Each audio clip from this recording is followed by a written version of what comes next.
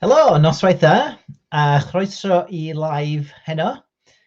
Croeso i chi gyd yma, a croeso i bawb sydd yn edrych ar ni'n fyw, a croeso hefyd i bawb sydd yn edrych ar y recordiad.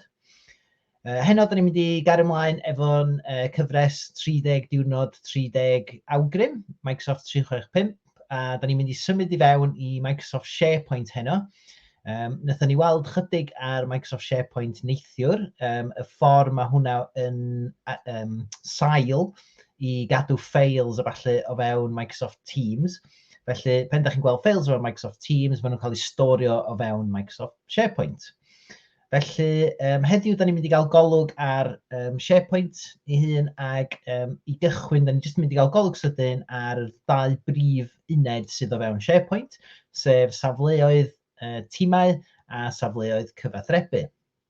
Felly, heb oedi maes, dwi am fynd i fewn i rannu'n sgrin efo chi, i gael golwg ar hyn. Felly, dwi am rannu hwnna efo chi, dyna ni. Felly, mwyn cychwyn i gael syniad beth yw'r gwahaniaeth rhwng yr ddau yma, a pa un dylen ni ddewis, dwi wedi dewis yr erthygl yma, so mae o ar safle Microsoft, ond mae o gan y gymuned i hynna'n. So, mae'n dangos i chi mae'r gymuned i ddweud y gwir sydd yn sgwennu yr dogfennaeth yma. Felly, be yw'r gwahaniaeth rhwng safle tîm a safle cyfathrebu? Felly, mae safle tîm i ddod â lot o bobl at ei gilydd sydd yn mynd i fod yn gweithio ar bethau ar yr un amser. Felly, rhan fwy o'r amser, mae pawb yn y grŵp yna yn mynd i fod efo'r gallu i weithio ar dogfennau, newid dogfennau, dileu dogfennau, diweddaru pethau, enghraifft, o fewn y grŵp yna. Rwan ta, mae hwnna'n golygu bod pobl yn cydweithio, bod nhw'n creu efo'i gilydd. Felly, hwnna di'r prif ffordd o feddwl amdan safle tîm. So, be am fynd i gael golwg sydyn ar y safleoedd tîm ac gosod un i fyny yn sydyn, fel bod chi'n gallu gweld. Felly, yn fan hyn, sut da ni'n cael at Sharepoint i ddechrau fo? Da ni yn Office Portal, so yr hafan Office yn fan hyn. Ac os dwi'n edrych ar yr ochr chwith yma, mae gennym fi Sharepoint yn fan yna. Ac da ni hefyd yn gallu cyrraedd o trwy fynd i'r waffle yma yn y top yn chwith. Clic ar Sharepoint yn fan hyn. So hwn ydy'r prif safle, Sharepoint. So, da ni fewn yn yr app Sharepoint erbyn hyn. So, mae Sharepoint ar-lein, a fydwch chi hefyd gael mynediad iddo fo ar eich ffôn trwy app symudol, ond dio ddim yn rhywbeth newch chi weld ar eich bwrdd gwaith, er enghraifft. Felly, be am fynd i fewn i fan hyn, a da chi'n gweld ar yr ochr chwith yn fan hyn, yn y top, mae gennym fi opsiwn i greu safle. Felly, dwi'n greu safle. A fel ydych chi'n gweld, mae gennym fi'r ddau opsiwn yma, team site, communication site. So, awn ni fewn i'r un team. So, da ni'n mynd i alw fo team byw. So, dyna ni. So, mae hwnna'n mynd i wirio bod i gyd o'r gwybodaeth yma'r gael. Da ni'n mynd i gael cyfrif e-bost efo hwnna hefyd. Mae'n dangos ni be di cyfeiriad y safle yma, fel bod ni'n gallu cael nôl efo. Fel arfer, mae'r safleoedd yma'n breifat, oherwydd grŵp o bobl ydyn nhw. So, ella mae grŵp o beirianwyr yn gweithio fy gilydd ydyn nhw, neu grŵp o bobl mewn adran gyllid o bosib, yr grwpiau cedig yna. Fysa'r rhan fwyaf cael ei gosod i fyny i ddefnyddio un o'r safleoedd yma. Felly, dwi'n mynd i nesaf fan hyn, a wedyn mae'n gofyn i fi os oes yna bobl eraill am fod yn rheoli hwn y beidio, a pwy sydd yn mynd i fod yn rhan o'r grŵp yma. Ar hyn o bryd, dwi ddim am ychwanegu neb.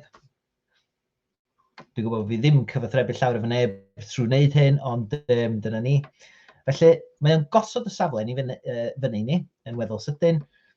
Ac be newch chi weld ydy bod ni yn cael yn safle yn fan hyn, a wedyn mae yna nifer o rannau wedyn lawr yn yr ochr chwith yn fan hyn.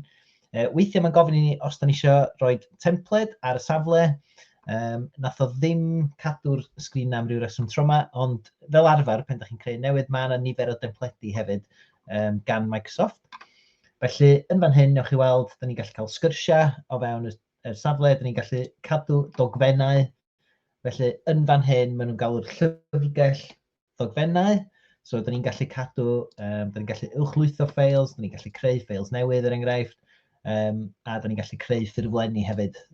Felly, da ni'n gallu gwneud lot o fewn fyma o ran rheoli ffeiliau, a da ni'n mynd i fewn i hwn bach mwy fory. Da ni'n cael notebook hefyd i fynd efo'r safle yma, so ni'n gallu cyfathrebu ar y llyfr yna. Ac dyna ni am y golwg gyntaf sydyn iawn ar safle tîm. Felly, hein ydy'r rhannau o'r safle tîm yna, ac da ni'n rhannu hwn efo grŵp o bobl mwy neu lai cedig fel rheol. OK, so na ni gau hwnna lawr. Na ni fynd yn ôl i'n hafan Sharepoint yn fan hyn. So, just yn ôl yn sydyn i'r ddogfen yn fan hyn. So, pam fys ni'n defnyddio safle cyfathrebu? Wel, mae safle cyfathrebu mwy i grŵp llai o bobl yn y canol. Enghraifft, so fysa hwn yn gallu bod yn adran adnoddau dynol, enghraifft, neu mynd yn ôl eto, fysa hwn gallu bod yn adran gyllid neu rhywbeth fel yna, ond y bwriad ydy bod nhw eisiau cyfathrebu gwybodaeth efo cynulleidfa sydd fel arfer yn fwy. Dydy o ddim bob tro'n gorfod bod yn fwy, ond fel arfer mi fysa fo yn fwy. Felly, yr peth mwyaf amlwg ydw i fel arfer yn gweld o ran yr safleoedd cyfathrebu yma ydy mewnrwyd. Felly mae hwnna yn ychydig o bobl, ella o fewn adrannau gwahanol, yn creu gwybodaeth a wedyn yn rhannu'r gwybodaeth yna efo'r cwmni gyd enghraifft.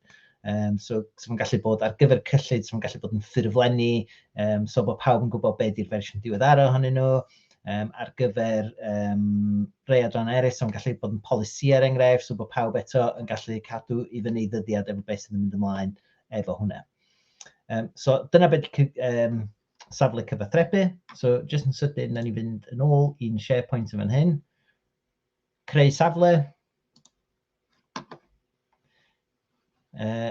So communication site neu safle gyfathrebu yn fan hyn. Da ni'n gallu creu nhw'n Gymraeg hefyd. Felly, na ni jyst wneud cyfathrebu byw yma. So mae'r cyfeiriad yn dod i fyny fyna, so bod ni'n gallu cael yn ôl ato fo wedyn. Gorffen hwnna i ffwrdd.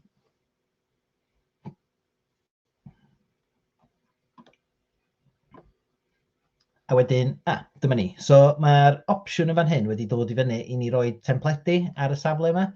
Felly, fel ydych chi'n gweld yn y cefn, mae o wedi gosod rhyw fath o strwythur i fyny i ni yn barod. Ond dwi'n gallu gwneud edrych ar y templedi yma yn fan hyn. So dwi'n cael golwg sydyn ar y templedi i weld beth sy'n ar gael i ni.